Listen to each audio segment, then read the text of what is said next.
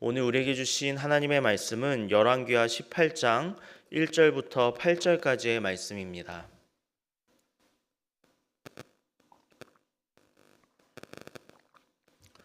구약성경 592쪽에 열왕기하 18장 1절부터 8절까지의 말씀, 제가 한 절 여러분이 한 절씩 교독하겠습니다. 이스라엘의 왕 엘라의 아들 호세아 제3년에 유다 왕 아하스의 아들 히스기야가 왕이 되니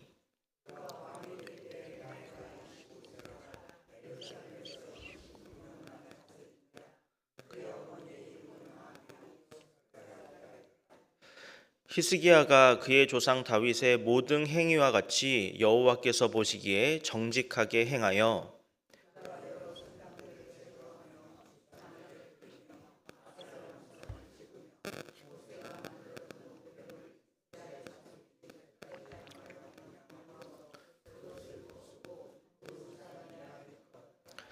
히스기야가 이스라엘 하나님 여호와를 의지하였는데 그의 전후 유다 여러 왕 중에 그러한 자가 없었으니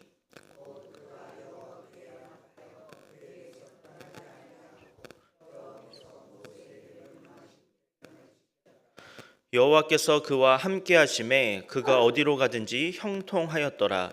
저가 아수르 왕을 배반하고 섬기지 아니하였고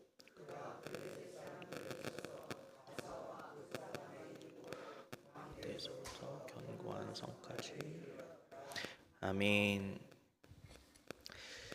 오늘의 본문 말씀인 이 열왕기하 18장의 말씀을 보시면 남유다에서 히스기야가 왕위에 오르는 것에서부터 이 말씀이 시작되고 있습니다. 그런데 남유다에 이 히스기야가 왕위에 오를 당시는 남유다와 주변 국가의 정치적인 상황이 굉장히 복잡하던 때였습니다. 당시 상황이 어떠했는지 본문 1절과 2절 말씀을 다시 한번 보겠습니다. 이스라엘의 왕 엘라의 아들 호세아 제3년에 유다 왕 아하스의 아들 히스기야가 왕이 되니 그가 왕이 될 때에 나이가 25세라. 예루살렘에서 29년간 다스리니라. 그의 어머니의 이름은 아비요 스가리아의 딸이더라. 이 말씀을 보시면 남유다의 히스기야가 왕위에 오를 당시 북이스라엘의 왕은 호세아였습니다. 히스기야는 25살의 나이로 호세아 3년에 왕위에 오르게 되었습니다. 그런데 이 호세아가 다스리던 시기에 북이스라엘이 어떤 상황이었냐면은 그때 이 북이스라엘은 당시 신흥 강대국이었던 아수르에 의해서 사실상 점령당하여 있었던 그런 상태였습니다. 아수르는 북이스라엘을 점령한 것을 시작으로 하여서 이어서 남유다를 점령하고 최종적으로 애굽에까지 진출할 생각을 가지고 있었습니다. 당시 북이스라엘의 호세아 왕은 신흥 강대국이었던 이 아수르와 또 전통적인 강대국이었던 애굽 사이에서 양다리 전략을 펼치고 있었습니다. 아수르에게도 조공을 바치고 애굽에게도 계속해서 조공을 바치고 있었던 것입니다. 이처럼 아수르와 애굽을 오가고 있었던 양다리 전략은 결국 북이스라엘을 멸망으로 이끌고 말았습니다. 이런 상황에서 약소국이었던 남유다의 히스기야가 왕위에 오르게 된 것입니다. 만약 히스기야가 평범한 사람이었다면 신흥 강대국으로서 위세를 떨치고 있었던 이 아수르의 모습을 바라보면서 저항할 생각조차도 하지 못했을 것입니다. 또한 국경을 접하고 있는 애굽을 배반할 만한 배짱도 없었을 것입니다. 그래서 결국에는 북이스라엘의 호세아 왕이 그러했던 것처럼 양다리 전략을 펼치면서 아수르와 애굽 모두에게 조공을 바치며 섬길 수밖에 없었을 것입니다. 하지만 이 히스기야는 평범한 사람이 아니었습니다. 그는 특별한 사람이었습니다. 그런데 히스기야의 어떤 점이 그를 특별하게 만들었던 것일까요? 오늘의 본문 말씀 3절 말씀을 보겠습니다. 히스기야가 그의 조상 다윗의 모든 행위와 같이 여호와께서 보시기에 정직하게 행하여. 히스기야를 특별하게 만들었던 점이 무엇이냐면 바로 하나님께서 보시기에 정직하게 행했다는 점입니다. 여기에서 하나님께서 보시기에 정직하게 행했다라는 말은 단순하게 거짓말을 하지 않는 정직한 사람이었다라는 뜻이 아닙니다. 여기에서 말하는 정직은 히스기야가 하는 일이 하나님의 마음에 합했던 일이었고, 그의 행동과 그의 말과 그의 마음의 중심이 하나님께서 보시기에 기쁨이 되었다는 것입니다. 마치 그의 조상 다윗이 그러했던 것처럼 말입니다. 이처럼 히스기야는 아수르를 기쁘게 하지도 않았고 애굽을 기쁘게 하지도 않았습니다. 그는 오직 하나님을 기쁘시게 하는 삶을 살면서 북이스라엘이 펼쳤던 양다리 전략과는 다른 남유다만의 새로운 생존 전략을 마련하게 되었습니다. 그 생존 전략이 무엇인지 본문 4절 말씀을 보겠습니다. 그가 여러 산당들을 제거하며 주상을 깨뜨리며 아세라 목상을 찍으며 모세가 만들었던 놋뱀을 이스라엘 자손이 이때까지 향하여 분향함으로 그것을 부수고 느후수단이라 일컬었더라. 히스기야가 펼쳤었던 남유다의 새로운 생존 전략은 바로 남유다에 존재하고 있었던 산당들을 부수는 일이었습니다. 다윗 이후 솔로몬 시절부터 남유다에는 산당들이 계속해서 존재해 왔습니다. 그리고 산당에서는 신물이라고 여겨지는 것들을 모시고 그것들을 섬기는 관행이 있었습니다. 솔로몬 시대부터 많은 왕들이 있어 왔지만 그 어느 누구도 산당을 제거하지는 못했습니다. 왜냐하면 백성들의 저항이 두려웠기 때문입니다. 산당에서 섬겼던 대표적인 것이 바로 놋뱀이었습니다. 여러분은 놋뱀하면 무엇이 떠오르십니까? 민수기 21장을 보시면 이스라엘 백성들이 출애굽을 할 때에 하나님을 원망함으로 인하여서 광야에서 불뱀이 나와 이스라엘 백성들을 물었습니다. 독이 퍼져서 죽어가는 이 이스라엘 백성들을 보고서 모세가 하나님께 기도했을 때 하나님은 놋뱀을 만들어서 장대 위에 높이 달게 하시고 그것을 본 자는 모두가 다 살게 해주셨습니다. 그때 모세가 만들어서 매달았었던 이 놋뱀의 모형을 사람들은 신물로 여기고 산당에 두어서 그것에 절하고 그것을 섬겼습니다.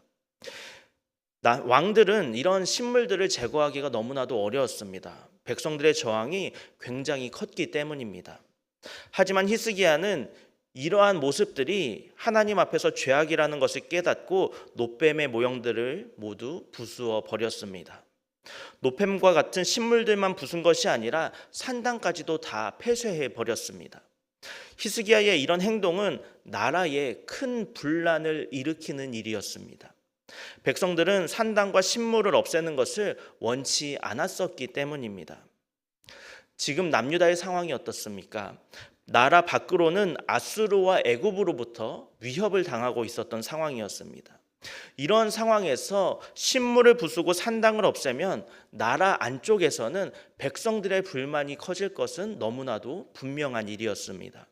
하지만 히스기야는 선택했습니다. 아수르나 애굽이나 백성들을 기쁘게 할 것이 아니라 오직 살아계신 하나님, 그분 한 분만을 기쁘시게 해드릴 것을 선택한 것입니다. 오직 하나님 앞에 정직하게 행할 것을 선택한 것입니다. 이러한 히스기야의 담대한 믿음의 선택이 결국 외부의 위협과 백성들의 불만 앞에서도 꿋꿋하게 산당을 없애는 신앙 개혁으로까지 이루어지게 된 것입니다. 이러한 히스기야의 담대한 선택을 하나님은 어떻게 평가하십니까? 본문 5절 말씀을 보겠습니다. 히스기야가 이스라엘 하나님 여호와를 의지하였는데 그의 전후 유다 여러 왕 중에 그러한 자가 없었다. 하나님께서 이 히스기야를 어떻게 평가하시냐면 히스기야가 하나님을 의지했다, 이렇게 평가하셨습니다. 그렇습니다. 히스기야는 당시 강대국이었던 아수르나 애굽을 의지한 것이 아니었습니다. 그렇다고 이스라엘 백성들을 의지한 것도 아니었습니다. 히스기야가 의지했던 분은 오직 한 분, 하나님뿐이었습니다. 북이스라엘은 위기의 순간에 사람을 의지했습니다. 강대국에 기대고자 했습니다. 그들에게 조공을 바치면서 목숨을 부지하고자 했습니다. 하지만 그 끝은 결국에 멸망이었다는 사실을 우리는 기억해야 합니다. 사랑하는 성도 여러분, 우리의 인생에도 위기는 찾아옵니다. 하나님을 믿는다고 해서 우리 인생의 모든 위기가 다 사라지는 것은 아닙니다. 오히려 더 많은 위기와 더 많은 시험과 환난이 우리를 찾아옵니다. 문제는 그 시험과 환난과 인생의 문제 앞에서 어떻게 행동하느냐, 우리가 무엇을 의지하며 그것을 어떻게 극복하느냐입니다. 우리는 하나님의 백성으로서 하나님의 백성답게 위기를 극복해야 할 줄로 믿습니다. 하나님의 백성은 히스기야처럼 하나님께서 기뻐하시는 일을 하고 하나님의 마음에 합한 행동을 해야 하며 하나님을 의지함으로 위기를 극복해야 할 줄로 믿습니다. 왜냐하면 하나님은 그런 사람의 인생 가운데 역사하시기 때문입니다. 하나님께서 히스기야에게 어떻게 역사하셨는지 본문 7절 말씀을 보겠습니다. 여호와께서 그와 함께 하심에 그가 어디로 가든지 형통하였더라. 저가 아수르 왕을 배반하고 섬기지 아니하였고.